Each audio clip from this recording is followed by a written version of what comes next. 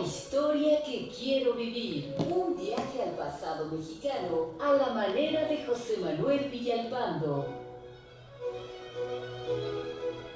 Amigas, amigos, muy buenas tardes tengan todos ustedes. Los saluda con el afecto de siempre José Manuel Villalpando aquí en un programa más de la historia que quiero vivir, que estamos transmitiendo en vivo a través de los micrófonos y frecuencias de Radio Fórmula en el 103.3 de FM, en el 970 de AM, en la capital de la República Mexicana, en algunas partes del país, ya lo saben, ya para qué les digo, me peleo. También llegamos a los Estados Unidos de América, por supuesto, hasta Canadá, a Puerto Rico, y eso sí, a todas partes, a todo el territorio nacional y a todo el mundo donde existe internet, a través de la página www.radioformula.com.mx. También les quiero recordar, como siempre, las vías que tenemos de comunicación con ustedes para poder establecer contacto a través de, primero, el correo electrónico villalpandohistoriador@gmail.com. Segundo, la propia página de Facebook Villalpando de la Historia, y a través de ellas pues contesto como siempre sus amables comentarios. Naturalmente acepto también las críticas, y todo se trata de establecer una fluida comunicación ustedes y yo, como por ejemplo le agradezco muchísimo a don Manuel García, que me escribió ya desde Querétaro. Me dice que nos saluda, ya me hace una propuesta que por supuesto voy a aceptar, naturalmente, de visitar esa hermosísima ciudad.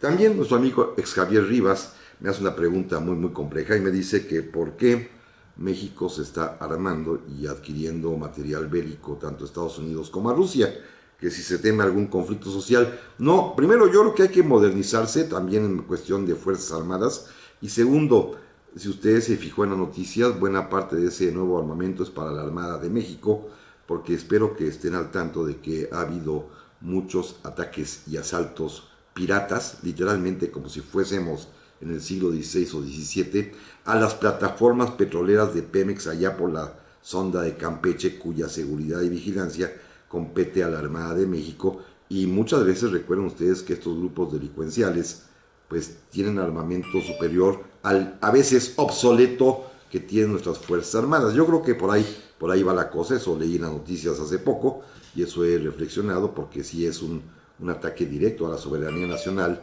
el contar con ese tipo de gente que está asaltando nuestros recursos. También le agradezco muchísimo a Vlad Zeret, que me escribe y se refiere al tema de hoy precisamente. Dice que me agradece que tomamos el tiempo para desmenuzar la historia de México, que es importante para la clase trabajadora, cosa que concuerdo. Y dice, me refiero a los obreros que nos dedicamos a trabajar de manera honesta. Claro que sí, es parte de lo que vamos a hablar el día de hoy. Y dice que en aquel tiempo no había pobreza en el campo y que le consta para todo aquel que tuviese ímpetu de trabajar. En esto tiene usted toda la razón, los que tuviesen ímpetu de trabajar, y ahí hay una diferencia sustancial que vamos a platicar al ratito. También don Rolando Orozco, muchísimas gracias. También le aprecio enormemente que me haya escrito don Alberto León, y su comentario me llama mucho la atención, porque es justo lo que quiero, o más bien el espíritu de lo que quiero hacer el día de hoy. Dice que el tema de hoy, que es el desarrollo estabilizador, es sumamente interesante, sobre todo para quienes nacieron a partir de los años 80, que solamente conocen el neoliberalismo y nada más. Sí y no, don Alberto. Fíjese, en México, efectivamente, como lo platicaré ahorita, en los años del desarrollo estabilizador, digámoslo así, para hacerlo en términos muy laxos, de 1954 más o menos, que empezaría esta corriente, hasta que terminó en 1974-75, estos 20 años fueron verdaderamente fantásticos para mucha gente. Nos fue realmente muy bien a los mexicanos, hay que decirlo con todas sus letras. A muchos, a la gran mayoría, otros no, lo vamos a platicar ahorita. Pero después de 1975 hasta el año 2000, más o menos, nos las pasamos de crisis en crisis en crisis en crisis. Yo creo que hemos de alguna manera equivocado el calificativo para este periodo, llamándolo neoliberal, y más bien hay que hablar del periodo de las crisis terribles que tuvo el país en estos últimos 25 años del siglo XX. Los que nacieron en ese tiempo nacieron en época de crisis. Pregúntenles a sus papás lo terrible que fueron aquellos años, y a partir del año 2000 para acá, las cosas han mejorado en materia económica. No para todos tampoco, pero eso va a ser parte de lo que platiquemos el día de hoy. También le quiero agradecer ya por último, porque tengo muchos mensajes, a Frida Meyers, que me ha escrito de parte de su papá Jesús García de Coatzacoalcos, con una pregunta que ni me atrevo a decir aquí porque me da pena, pero muchas gracias por su comentario. Don José Luis Pejel también muy amable. Jorge Lozano también se ha comunicado. Juan Carlos Milán Soto, que es un placer escucharme desde la carretera a La Paz por internet. Fernando Salinas desde McAllen, allá en los Estados Unidos, muchas gracias. Desde Ensenado, don Leopoldo Espinosa, se los aprecio enormemente. No los leo rápido todos los comentarios porque quiero entrar al tema ya que me urge. Miren, la idea precisamente es que hace algunos días ha salido a la palestra pública, al debate, la propuesta de un candidato, y que en este aspecto pues creo que le atinó de cómo llegarle al recuerdo de muchas personas para poder volver a aplicar en México las teorías del desarrollo estabilizador. Vamos a hablar del desarrollo estabilizador y vamos a centrarlo en los años en que tuvo mayor auge, la docena de años, de 1958 hasta 1970, es decir, la época de los presidentes Adolfo López Mateos y Gustavo Díaz Ordaz. Dos presidentes, dos maneras pues personales de ver diferente el ejercicio del poder, con los excesos que todos conocemos de cada uno de ellos, con las virtudes que también tuvieron cada uno de ellos y que ahorita hablaré en materia económica de lo que hicieron, pero que tienen como particularidad y quizás como el eje del éxito económico, de este éxito, hay que tomarlo así, éxito en 12 años. Después vino una cosa espantosa, ahorita platicaremos también por qué. Tuvieron como eje de este éxito el llamado milagro mexicano, el que lo haya ejecutado, coordinado y orquestado una sola persona que permaneció como secretario de Hacienda y Crédito Público durante los 2 sexenios. Y me refiero a don Antonio Ortiz Mena, un gran secretario de Hacienda, que lo fue primero con el presidente López Mateos y después repitió en el cargo con el presidente Díaz Ordaz. Es decir, fue tan bueno su manejo y tan convencidos estaban los hombres en el poder en aquel tiempo que le dieron la oportunidad de refrendar y continuar en el cargo. Y este hombre pues es quien de alguna manera definió, construyó esto que se llamó el desarrollo estabilizador, una propuesta bien interesante que tenía como finalidad, miren, ¿quién no va a estar de acuerdo? Primero, crecimiento económico con estabilidad. Segundo, importantísimo, baja inflación. Tercero, también fundamental, tipo de cambio estable. Cuarto, esto es esencial y fue un éxito, aumento en los salarios reales, es decir, un aumento creciente, notorio en el poder adquisitivo del sueldo. Precios estables, que no subían.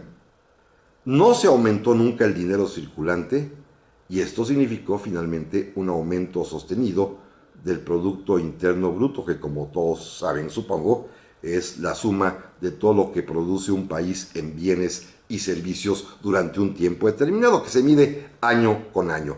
Para este tema, déjenme decirles que les voy a recomendar un par de libros que de veras les sugiero que los vean cuando puedan. Los dos son de cariz distinto y contradictorio, pero escuchen bien. Uno, el propio Antonio Ortiz Mena escribió sus pensamientos sobre esto en un libro que le publicó el Fondo de Cultura Económica en el año 2000. Fíjense, entre paréntesis, don Antonio es un hombre muy longevo, murió a los 99 años de edad en 2007, habiendo nacido en 1908, y fue, repito, 2 veces secretario de Hacienda seguidos con los presidentes López Mateos y Díaz Ordaz, y escribió su libro El Desarrollo Estabilizador, Reflexiones de una época, publicado, repito, por el Fondo de Cultura Económica en el año 2000, vale mucho la pena.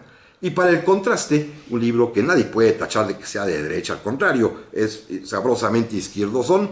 Les recomiendo ese espléndido trabajo en 3 partes, en 3 libros, del gran escritor mexicano José Agustín, que se llama Tragicomedia Mexicana, que en el tomo 1 de esa tragicomedia mexicana, que hay muchas ediciones, antes estaba en Planeta, hoy lo tiene ya Random House, inclusive ya vi que hay una edición digital para descargar en teléfonos y en las iPads.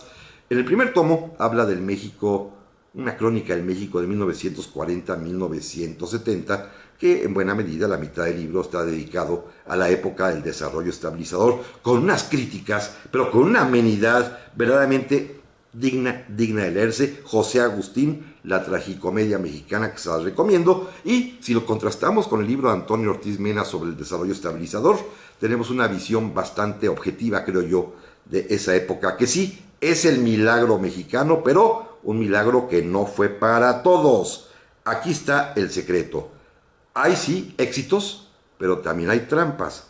Y no las inventé yo, las va a confesar directamente el propio Antonio Ortiz Mena, que al final vio cómo su proyecto, su trabajo de 12 años, se echó a la basura, y ya veremos por qué. No sé si hoy o el siguiente programa, que también habrá que dedicarlo a la continuación, al desenlace del desarrollo estabilizador. Primero, sí hubo éxito. ¿Se acuerdan? Durante 20 años, un poquito más, de 1954 y hasta 1974 más o menos, se mantuvo el tipo de cambio, ¿se acuerdan? A 12.50. Digo, cuando digo se acuerdan, volvemos en un momento más. Ya estamos aquí, amigas, amigos, una vez más para este segundo bloque del día de hoy de la historia que quiero vivir. Gracias a don Raúl Tamayo, que me escribe desde Indianápolis, allá en los Estados Unidos, y me dice que el tema le parece interesantísimo. Dice, nunca hay un programa malo. Muchas gracias, don Raúl, se lo aprecio mucho. Jaén Ocadi me escribe, también me saluda, que qué opino sobre la nueva trilogía histórica de Paco Ignacio Taibo II, Patria. Ya la tengo, ya me hicieron favor de regalármela, pero la tengo todavía en la fila de lectura, créamelo.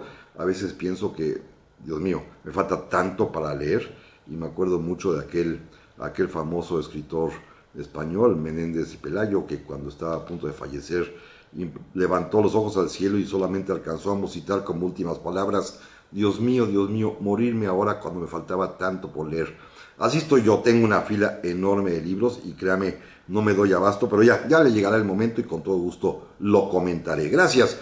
Bueno, decía yo que el milagro mexicano fue real, efectivamente, ¿eh? Fueron 12 años bastante exitosos para México.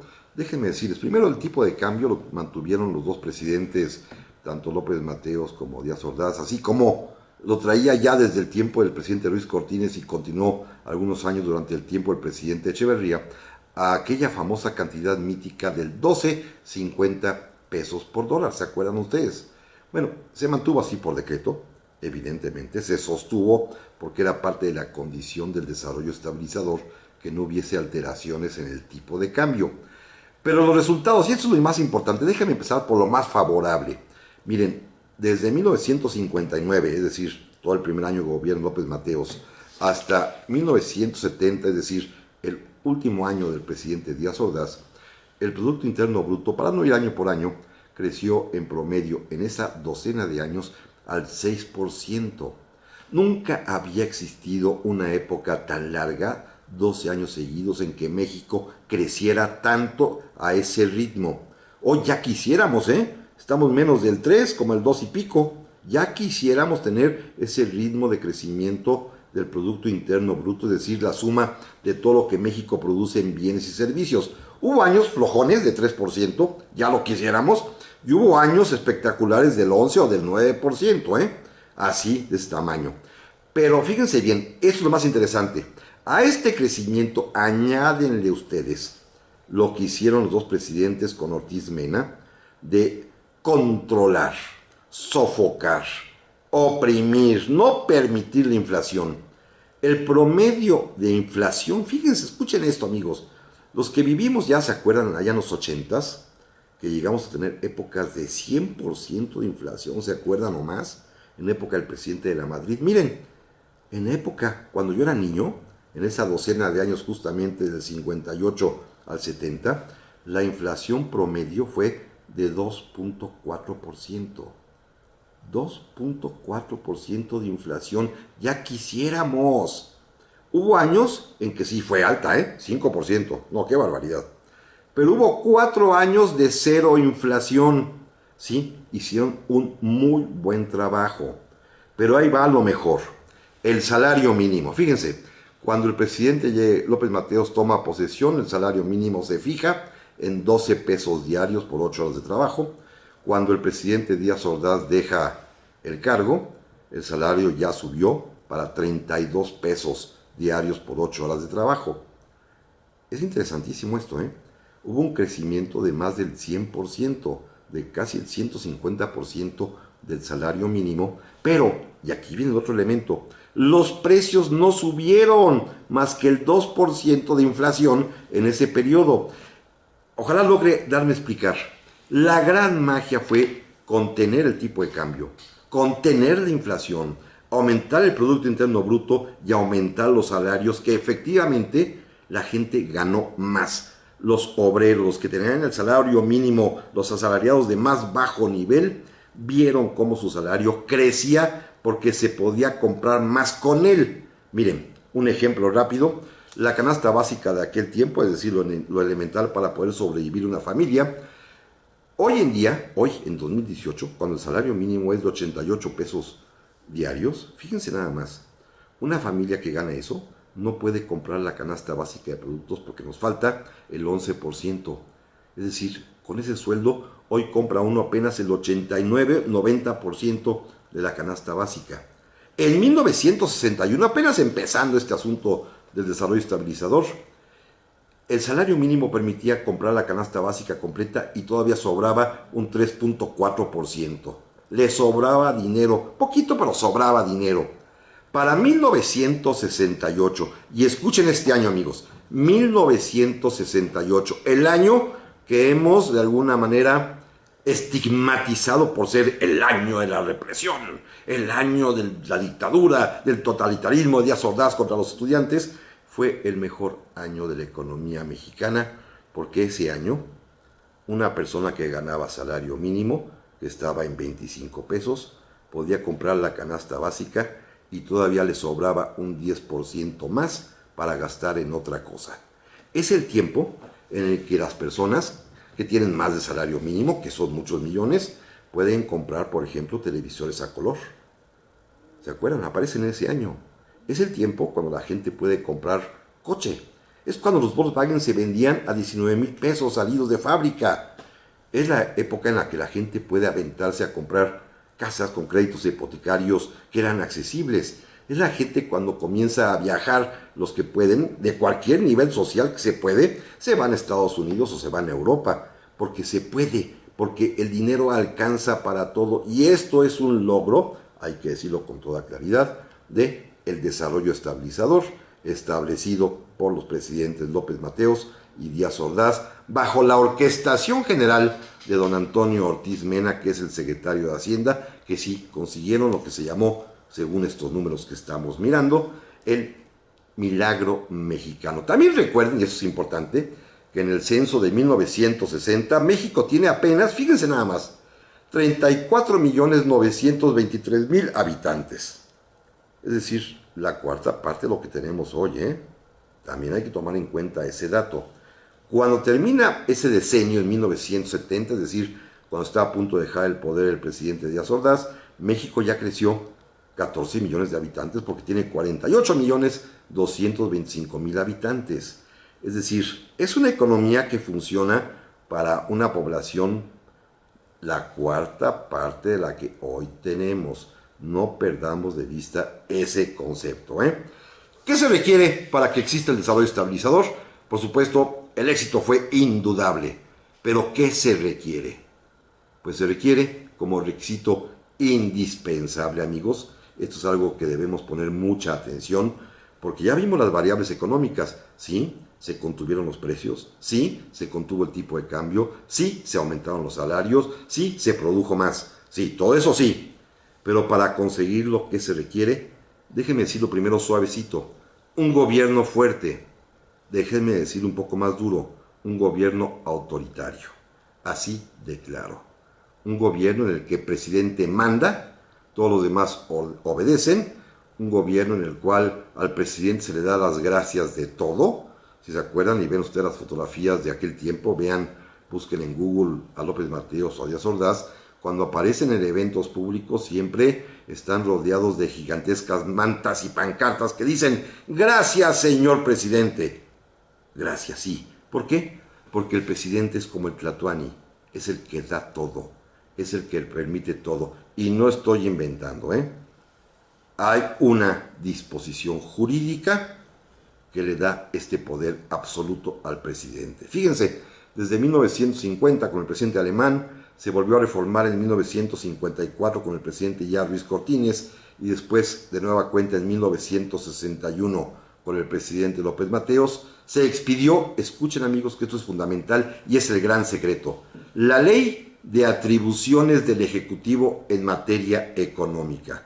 Y por medio de esta ley, que después ya sería considerada como inconstitucional, esta ley le daba facultad al presidente de la República, hablemos de López Mateos o de Díaz Ordaz. Fíjense amigos, qué poder le dimos al presidente que hoy no tienen, ¿eh? Hoy estos poderes no los tienen los presidentes actuales porque se quitaron desde hace mucho tiempo. Primero, tenían facultad para fijar los precios mínimos y máximos de toda clase de mercancías como alimentos, ropa, materias primas, y la ley es muy clara. Y toda aquella mercancía que el presidente de la República considere importante para la economía nacional. Es decir, el presidente fija los precios. Y claro, si ordena que no se suban, pues no se suben. Tenía también facultad el presidente de la República para fijar salarios mínimos. Si el presidente ordena que se suban, pues se suben. Pero ya se dan cuenta, este es el gran secreto. Si el presidente puede fijar precios de todo, los pone baratos y puede subir los salarios. Este es el gran secreto, haberle dado al presidente de la República la autoridad, el mando total, el control absoluto de la economía nacional, y además, todavía de pilón, le dieron la facultad de ponerle restricciones a la importación o a la exportación de los productos. Todo esto lo hace el presidente de la República con un poder absoluto. Claro, no lo hace él directamente, lo hace con sus órganos técnicos, la Comisión, por ejemplo, de Salarios Mínimos, que le recomienda y él decide, o en el caso de los precios, la CONASUPO, que él le recomiendan y él decide, o la Comisión de Precios también que hay para otro tipo de bienes y él decide. No es él directamente el que de un dedazo lo resuelve, le presentan los estudios y él resuelve lo conducente. Pero la política es muy clara: precios contenidos y bajos y salarios crecientes. Entonces, en una época en la cual ya no existe esa ley, habría que volver a poner una ley si queremos regresar al desarrollo estabilizador. Volvemos enseguida. Ya estamos aquí de vuelta, amigas, amigos, para el tercer bloque de este día que se me está yendo rapidísimo. Muchas gracias, le aprecio a don J. Arturo Zamora. Me dice que si puedes poner algún comentario sobre qué pasaría si se confirma el triunfo según las encuestas de un candidato. Mire, don J. Arturo Zamora, yo ya tengo por quién voy a votar. Digo, eso es un derecho que tenemos todos los mexicanos y es totalmente privado. Pero como soy un demócrata, quien gane la presidencia de la República democráticamente tendrá todo mi respeto que se merece el presidente de la República que ganó las elecciones. Porque yo soy demócrata, ¿eh? Gane quien gane, es mi presidente. Eso es mi punto de vista muy, muy personal. Y sea quien sea, pues seguiré haciendo mi programa con toda la libertad del mundo. Por eso a mí no me angustia mucho quién sea. Me preocupa más bien el que podamos tener todos un clima de auténtica democracia y aceptar al ganador, sea quien sea. Sea quien sea, ¿eh? También agradezco muchísimo a don Carlos Esquitín Díaz, que me está escuchando, que si en la etapa llamada desarrollo estabilizador tuvo como una especie de efecto positivo el que ocurrió inmediatamente después de la guerra de Corea y que hoy no tenemos ese entorno. Tiene usted toda la razón. La guerra de Corea, al igual que la Segunda Guerra Mundial, fíjense, en las guerras mundiales a México le fue muy bien, como ya lo hemos comentado. México crece en este tipo de conflictos porque Estados Unidos nos compra mucho más cosas, porque ellos, como reconvierten su industria a la guerra, pues hay cosas como las cubetas, déjenme poner un ejemplo muy brusco, que nosotros fabricamos, entonces las vendemos. Sí, efectivamente había ese estrato favorable para México. También le agradezco mucho a don Fernando Paulina Bedillo, que me saluda desde Morelia, gracias. Rafita Barrios, que me está escuchando esta tarde calurosa, gracias.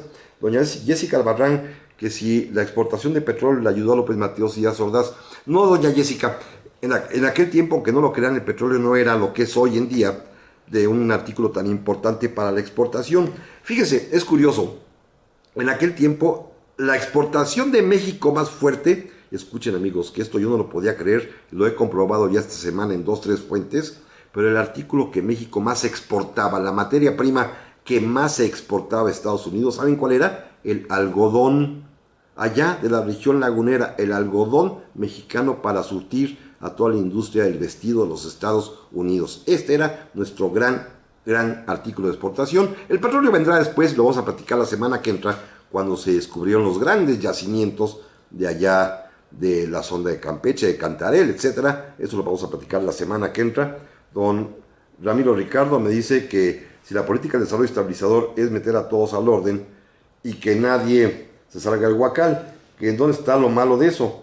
Pues no tiene nada de malo según ve usted lo que es la libertad, porque recuerde que también en esta política del desarrollo estabilizador de meter al orden a todos sucedieron las cuestiones de Tlatelolco y del 2 de octubre. Es decir, no todo es jauja. Es decir, el orden autoritario es orden autoritario en todos los sentidos. Se puso en orden a los empresarios también, pero también a los obreros y también a los estudiantes. Es decir, todo va completo. Dice, ¿qué pasó después? Déjeme adivinar, llegó la corrupción. No, la corrupción ya estaba, don Ramiro Ricardo. Fíjese que la corrupción está heredada en México, ya lo hemos platicado aquí durante mucho tiempo, y en estos años de López Mateos y de Díaz Ordaz se hicieron grandes fortunas de políticos, ¿eh? Eso, digámoslo así, es algo con lo que hemos tenido que vivir. La corrupción llegó en todo tiempo. Y recuerden, son los gobiernos de López Mateos y de Díaz Ordaz, ¿eh? Económicamente nos fue bien, pero también recuerden socialmente cómo estábamos. Pero ahorita llegaremos ahí. Miren, déjenme comentarles algo más. Esta economía de desarrollo estabilizador implicaba, ya vimos, que el poder omnímodo que tenía el presidente a través de la ley, es decir, le dimos la ley a una persona para que la ejerciera de una manera verdaderamente drástica, ¿eh? El presidente fija todo, ¿eh? Por eso las pancartas de gracias, señor presidente. Había otros pactos. Había que apapachar a los empresarios, un pacto con los empresarios, porque el desarrollo estabilizador no funciona, y así lo va a demostrar cuando reviente, en el siguiente programa lo platicaremos, cuando hay controversia entre empresarios y gobiernos. Requiere, aquí sí, como dicen, amor y paz entre empresarios y gobierno. Y el presidente López Mateos y el presidente Díaz Ordaz apapachó a los empresarios. Hicieron un pacto muy clarito. ¿Con quién? Principalmente con el más importante ideólogo en aquel tiempo del sector empresarial, aquel famoso empresario don Juan Sánchez Navarro, que dirigía una gran cervecería, ¿se acuerdan de él? Bueno, con él, que era de alguna manera el líder general de los empresarios, el pacto fue muy claro. A ver, señores empresarios, ayúdenme a crecer el Producto Interno Bruto, dijo el gobierno. Yo les voy a dar, primero, la garantía de que no van a tener competencia. Esto es importantísimo, ¿eh? El desarrollo estabilizador no permitió la importación de mercancías para que no compitieran con productos mexicanos y por lo tanto los empresarios que se sintieron absolutamente seguros de lo que podían y podían hacer, decidieron fabricar las cosas malitas. ¿Se acuerdan, amigos? Pregúntenle a sus padres aquella frase que todo el mundo repetíamos porque el anuncio nos trataba de inculcar la idea de que lo hecho en México está bien hecho, cuando todos sabíamos en aquellos años 60 que lo hecho en México estaba bastante mal hecho y de mala calidad. ¿Por qué? Porque no había peligro para un empresario. Porque si querías comprar cualquier objeto, y lo típico eran los electrodomésticos, si te salían mal, te amolaste porque no había otra marca. Lo único que existía era la Mave y había que comprar con ellos a fuerza las estufas o después los refrigeradores, en fin. Todo esto era un riesgo, pero los empresarios apapachados podían hacer lo que quisieran porque no había competencia. Segundo, eso sí, se van a dejar que el gobierno fije el precio. Y cuando iban a reclamar, pero a cambio, les vamos a dar dos cosas bien importantes. La promesa de que no habrá huelgas, porque el gobierno se encargaba también de apapachar a los obreros, y la promesa, escuchen esto amigos, de que pueden de que pueden declarar sus impuestos en cero y que no va a haber auditoría fiscal. Un pacto totalmente corrupto entre el gobierno y el empresariado. Hagan lo que quieran, pero pongan el precio que yo digo y se pueden quedar con todo y no declaren impuestos, literalmente así, ¿eh? Segundo, pacto y control a los obreros. A los obreros que les vamos a dar, primero para que estén contentos, salario real creciente, y fue cierto, ¿eh? Fue bien cierto, y debo decir un ejemplo personal, mi padre y mi madre, maestros del sistema educativo oficial, mi mamá maestra de secundaria y mi papá maestro de la normal y la normal superior, en esta época fue cuando pudieron adquirir su casita, pudieron hacerlo, hoy un maestro no lo puede hacer, entonces las bases estaban bien pagadas en este sentido del milagro mexicano. Bueno, ¿cuál es el precio? Los sindicatos blancos controlados, los sindicatos charros. Y recuerden, amigos, que es la época en que hay un solo líder obrero, que es sempiterno, que dura toda la vida, que es el famosísimo Fidel Velázquez, que promete al gobierno: mientras le demos aumento real al trabajador, no habrá huelgas y yo tengo a los sindicatos controlados. Eso sí, las empresas los pueden despedir cuando quieran, no hay derechos, no hay huelga, pero los trabajadores estarán contentos porque les pagamos más. Y el control de los campesinos, que son de dos tipos los campesinos, ¿eh? Hay los campesinos que trabajan como peones en las pequeñas propiedades, los propios pequeños propietarios que son también empresarios a la vez, a ellos les va muy bien, ¿eh? Francamente, como el ejemplo que ponía yo del algodón, o como puede ser el ejemplo de los cafetales, del café, en el que eran nuestros productos de exportación más claros, les iba muy bien, tenían el mismo trato que tenían los obreros en la ciudad. Pero hay también los campesinos de los ejidos. Fíjense, el gran mito agrario, y el propio Antonio Ortiz Mena lo confiesa así, es que el desarrollo estabilizador fracasó por el campo. Porque al presidente López Mateos primero, poquito, y después sobre todo a Díaz Ordaz, se les ocurrió que para tener contentos y comprados a los campesinos había que repartir más y más tierra. Sabemos que el presidente Lázaro Cárdenas inició el reparto agrario y que fue el gran repartidor de tierras. Bueno, don Lázaro repartió 18 millones de hectáreas en su gobierno. Pero ¿saben quién es el presidente más agrarista en este sentido de la historia de México? El presidente que más tierra ha repartido en toda la historia de México, Díaz Ordaz. Aunque no lo crean, el matón de Tlatelolco, como le dicen, repartió 24 millones de hectáreas. Vean, ese es un verdadero dictador que gobierna, pero hace buena obra económica y aparte reparte 24 millones de tierras. Los personajes históricos son muy difíciles de poder evaluar. Si a Díaz Ordaz lo tenemos etiquetado como un tirano, ahora resulta que va a ser el héroe de la gestión económica. Es peculiar, ¿no? Eso nos pasa por etiquetar a los personajes. Tenía pues controlados a los campesinos, pero los empobreció, literalmente, ¿eh? Fíjense, hay un dato muy curioso. El milagro mexicano surgió gracias a Cuba, porque cuando el presidente López Mateos se le ocurrió decir que su gobierno, en apoyo a la revolución cubana, era de atinada izquierda, de izquierda revolucionaria, los empresarios, mucha gente del pueblo brincaron y reclamaron al presidente que por qué andaba diciendo eso, y el presidente mandó a don Manuel Tello, su secretario de Asuntos Exteriores, a la Organización de Estados Americanos, y al propio Ortiz Mena, para que en una asamblea de los empresarios declararan esto: México no cree que el camino a la felicidad sea ni el socialismo ni el comunismo. Lo tuvieron que declarar públicamente. Dejaron que el presidente, así como loquito, hablara, estuviera siempre a favor de Cuba, pero en la práctica el gobierno nunca estuvo a favor de Cuba, al menos estos 12 años, hasta que llegue Echeverría cambian las cosas, pero en estos 12 años nos mantuvimos totalmente cerrados. ¿Cuál era el chiste? ¿Cuál era el propósito, según lo dijo el propio Antonio Ortiz Mena? El sistema de economía mixta, porque pronto el Estado comenzó a comprar empresas, negocios privados que quebraban, o bien a crear paraestatales, y de pronto empieza a aparecer el fantasma de la intervención económica del Estado en la economía, que se valía, el Estado tenía compromisos fuertes, había que crear grandes obras de infraestructura. Las grandes presas de aquel año, ¿se acuerdan que hasta había una Secretaría de Recursos Hidráulicos? O grandes construcciones como Tlatelolco en la Ciudad de México, esta gigantesca unidad habitacional. Bueno, de esto hablaremos en un momento más. Estamos aquí, amigas, amigos, para este último bloque del día de hoy. Muchas gracias también a don Vicente Nogués, le aprecio muchísimo que me haya escrito. Bueno, eso es un tema verdaderamente interesante y muy polémico, Insisto, si hubo un milagro mexicano realmente, la gente ganó más. No toda, pero mucha gente ganó más y le fue bien. Hay una trampita, ya la dije. una ley que le atribuye todo el poder en materia económica al presidente de la República. Esa ley hoy ya no existe, ¿eh? Si queremos volver a ese tiempo habrá que recrearlo, pero también para que funcionara, repito, se requería un pacto con los empresarios, llevarse bien con ellos y darles chance de que hicieran sus trácalas en mala calidad y en bajo pago de impuestos. También se requería un pacto con los obreros para pagarles más, pero que no hicieran alborotos, un pacto con los campesinos para tenerlos sometidos y contentos con la idea de que tenían muchas hectáreas, y ahí me quedé yo. Díaz Ordaz repartió 24 millones de hectáreas, y fíjense, dice el propio Antonio Ortiz Mena que se habían hecho estudios de que para que una familia campesina pudiese vivir más allá de la economía de autoconsumo y poder inclusive progresar, cada familia mexicana campesina requería mínimo 10 hectáreas de tierra. Y fue tan grande el reparto que solamente se les pudo dar 4 o 5 hectáreas a cada familia. ¿Qué originó eso?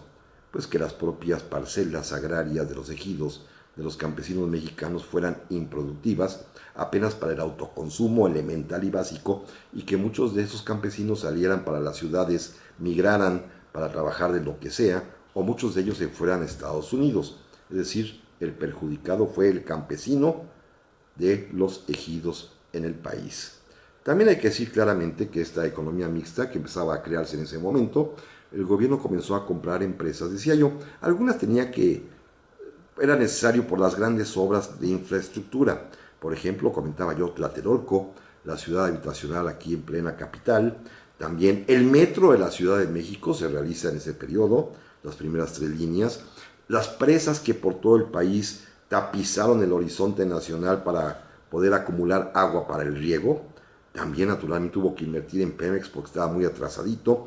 Pemex, repito, no era lo que es hoy en día. También recuerden que el presidente López Mateos expropió, nacionalizó la compañía Luz y Fuerza y creó la Comisión Federal de Electricidad. Y para esto pues requerían el apoyo de los empresarios, los mexicanos, a los cuales se les dio oportunidad de fabricar como quisieran al precio que el gobierno especificaba, pero también se admitió inversión extranjera, y muy fuerte, ¿eh?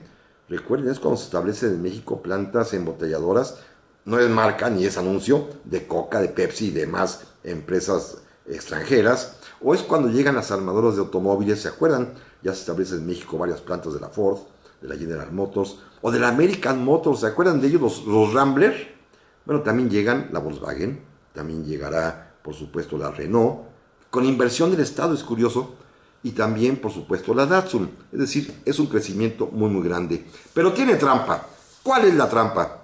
Que para sostener todo esto, el gobierno calladito, calladito, desde el tiempo del presidente López Mateos y Díaz Ordaz, muy poquito lo hicieron, controlado, como dice Ortiz Mena, comenzaron a recurrir y a hacerse adictos. ¿A qué creen? A la deuda externa. Poquita primero, ¿eh? El presidente López Mateos, déjenme empezar rápidamente, en 1959, su primer año, tenía 649 millones de dólares de deuda externa, y en caja, en nuestras reservas, había 468 millones de dólares, es decir, pues el 1.3% más, no había mucho problema. En 1970, después de 12 años de adquirir deuda y deuda y deuda y deuda, el presidente Díaz Ordaz, todavía bastante moderado, dejó una deuda externa de 4.262 millones de pesos, y las reservas del Banco de México para poder pagarla eran nada más de 820 millones de pesos. Es decir, debíamos 5 veces más de lo que teníamos, y de esto no se decía ni pío, ¿eh? Esto no se informaba. Esto es lo más interesante de todo. Debíamos 5 veces más de lo que teníamos. Claro, tiene razón don Antonio Ortiz Mena, la deuda era controlable y manejable. Sí, es similar a la deuda que tiene un jefe de familia que adquiere un crédito hipotecario, o que adquiere un automóvil para pagar en 2 años o 3 años, o una casa para pagar en 10, 15 o 20. Se puede, ¿eh? Es controlable. El problema vino más adelante, cuando eso se volvió literalmente una orgía de endeudamiento, porque es como si uno vive de la tarjeta de crédito sin tener para pagarla. Así es sencillo. Así nos pasó en México, y ahorita vamos a decir por qué. Un dato bien, bien importante, que esto es importantísimo que lo sepamos. la pobreza extrema. Hoy en día, según sabemos, incluso hoy en la mañana leí una noticia similar, la pobreza extrema se calcula de una manera muy fría y muy, si ustedes quieren, demasiado cruel, a partir de que son pobres en extremo las familias de un promedio de 4 personas que perciben un ingreso de 5 o menos salarios mínimos. A ellos se les califica pobres en extremo. Hay otro tipo de pobres, no tan extremosos, pero miren, los pobres en extremo en México al día de hoy ascienden, según los reportes que leí hoy en la mañana precisamente de este año, en un artículo muy interesante de Antón, ahí en el Universal, al 43.6%. 43.6% de la población mexicana vive en extrema pobreza. ¿Cómo se vivía en aquellos años? Escuchen, amigos, esto. También en 1963, que se hizo la medición, las familias mexicanas que vivían con menos de 5 salarios mínimos, es decir, los pobres en extremo, ¿cuánto creen que era? ¿Menos o más? Casi los mismos, el 43.5% de las familias mexicanas vivían en extrema pobreza, casi lo mismo del 43.6% que viven hoy en día. Es decir, la pobreza en México tristemente, lamentablemente se ha mantenido inalterable. Bajó un poquito.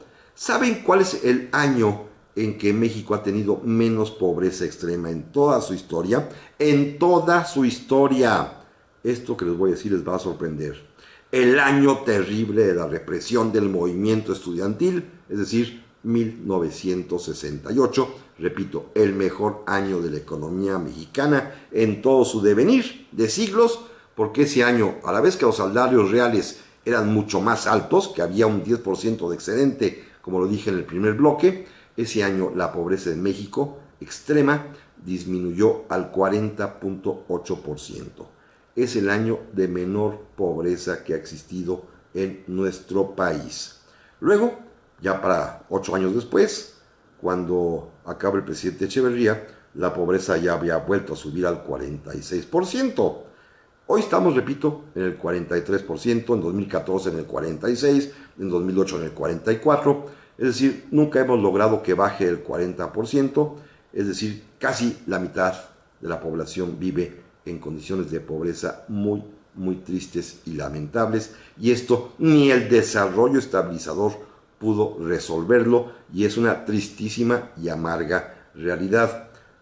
Viendo estos datos, estos días simplemente yo reflexionaba, y no porque sea otra cosa, sino porque es una lectura que todos de alguna vez hemos hecho y en el Evangelio, pues Jesús decía, a los pobres siempre los tendréis, que es una maldición en realidad, porque en este país, en efecto, siempre los hemos tenido y en estos porcentajes altísimos, salvo, repito, el año de menor pobreza, que insisto, es ese año que hemos estigmatizado, que es 1968, hace 50 exactamente, un año que vale la pena reflexionar sobre él. Es el año de la Olimpiada, pero el año también de la represión estudiantil, el año de los movimientos en todo el mundo y el año de mayor progreso y éxito económico en México, y el año en que menos pobres hemos tenido, y tenemos como gobernante a un hombre que le llamamos totalitario y dictador. El propio Antonio Ortiz Mena, déjenme decir ya para ir cerrando, nos explicó claramente, no con estas palabras, pero sí decía él, que pues todo se debió exactamente, yo digo la trampa, él dice que todo se consiguió en hacer crecer moderadamente, cuidadosamente, controladamente la deuda externa. La deuda externa fue lo que permitió hacer todo lo que se logró, desde contener el tipo de cambio que es esencial teniendo reservas, hasta los grandes proyectos de infraestructura, y poder de alguna manera permitirse el lujo de que el Estado no captara impuestos, porque los empresarios no pagaban, pero ni falta que hacía, para eso estaba el dinero del exterior. Eso es terrible, ¿eh? Se benefició, lo confiesa el propio Ortiz Mena, a las clases bajas, medias y altas, urbanas sobre todo, a las que vivían en las ciudades. Fueron los beneficiarios del desarrollo estabilizador del milagro mexicano. Antonio Ortiz Mena termina sus libros con 2 frases terribles, ¿eh? La salida porque él pensaba que era transitorio y temporal el programa del desarrollo estabilizador. La salida consistía, escuchen amigos, en la apertura tanto comercial internacional como la liberación de precios y de salarios, quitando la ley de atribuciones del Ejecutivo. Había que conseguir la apertura y la libertad que, dice el propio Ortiz Mena, llegó muy tarde, sí, 24 años después de que él dejó la Secretaría de Hacienda, y tiene una frase que me gustaría leerles. La declaró en 1987 él, el autor del desarrollo estabilizador, diciendo esto: en México el poder de un presidente es absoluto y se corre el riesgo de que por falta de contrapesos como deberían ser el Congreso y el Poder Judicial, un mandatario descontrolado pueda llevar al país a la ruina. Y esto se cumplió con los siguientes presidentes, cuyo fracaso económico platicaremos la semana entrante, si Dios lo permite. Gracias a todos ustedes, a don Raúl Cruz en la operación, como siempre a Daniela García en la producción, y a todos ustedes amigos, pásenla muy bien, aquí los espero. Veamos la semana que entra el desenlace del desarrollo estabilizador, y mientras tanto, hasta pronto.